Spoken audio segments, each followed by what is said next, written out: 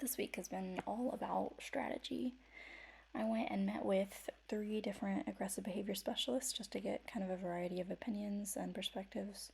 And 2 of them, after spending a couple of hours observing and interacting with him, said that it's very clear his aggression comes from fear and just like being a highly anxious dog all the time. And so they suggested that instead of working actively on the situations where he becomes aggressive for a little while, I should try to kind of address that underlying anxiety. And so, for example, instead of putting him in those situations and trying to teach him not to react, for a while, give him kind of a break and let him not have to be in those situations, let him calm down, and then slowly, very, very slowly reintroduce those situations as if he's never even had them before. So, for example, we're not going to be taking him on walks in the neighborhood for a little while. We're just going to try to help him get plenty of exercise here within the house where he's comfortable. I've also noticed some behavior changes in the last week that I'm not sure if they're a result of the medication that he's adjusting to or just as he settles in, but he started to get a lot more clingy, a lot more needy, kind of needing constant affection and reassurance in if anything comes up. So if he hears a noise outside and jumps up to go bark, if I call him to me, I notice that instead of still barking aggressively, he'll come and hide behind my legs. So that kind of seems to be another piece of evidence that the aggression is really just based in fear, and hopefully, if we can, address the issue at the root of the problem, that will make the aggressive behaviors go away. That would be great. So that's been tough. Another thing is that he is refusing to come in at night to go to bed, which is tough. We used to put him in the laundry room at night with a gate.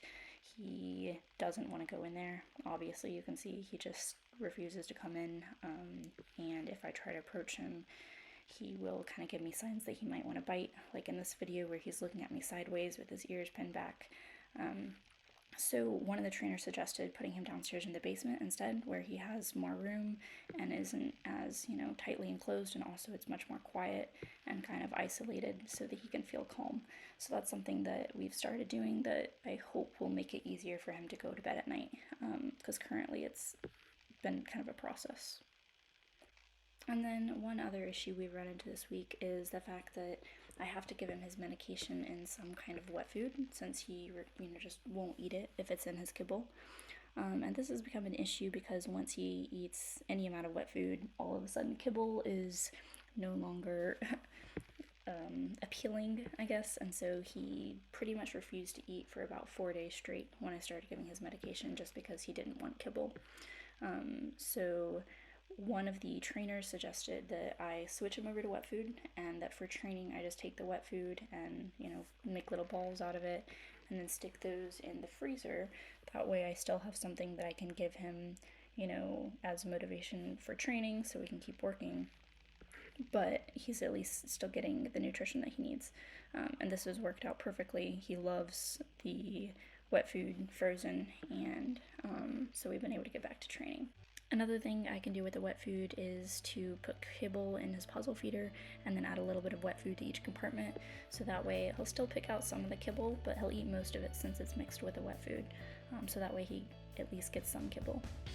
So yeah, this week has just been a lot of problem solving, and I'm hoping that it will pay off over the next few weeks.